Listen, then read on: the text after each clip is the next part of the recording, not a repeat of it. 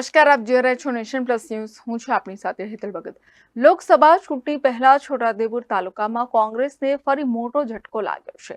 કોંગ્રેસના માજી તાલુકા પંચાયતના સદસ્ય અને માજી સરપંચે કેસરીયો ધારણ કર્યો છે.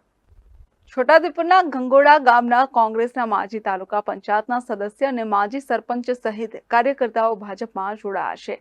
બરોડા ડેરીના ડિરેક્ટર અને ભાજપના યુવા નેતા સંગ્રામસિંહ રાઠવાની ઉપસ્થિતિમાં કોંગ્રેસના કાર્યકર્તાઓએ કેસરીયો ધારણ કર્યો છે. જિલ્લા પંચાયતના સદસ્ય અરવિંદભાઈ રાઠવા, ભાજપના યુવા નેતા સંગ્રામસિંહ રાઠવા ઉપસ્થિત રહ્યા હતા. Rehan Patel, Nation Plus News, Chhota Udaipur. સમાચારોના સતત અપડેટ માટે નેશન પ્લસ ન્યૂઝના યુટ્યુબ ચેનલને સબસ્ક્રાઇબ કરો, બેલ આઇકન દબાવો અને ફોલો કરો ઇન્સ્ટાગ્રામ, ફેસબુક અને ટ્વિટર પર.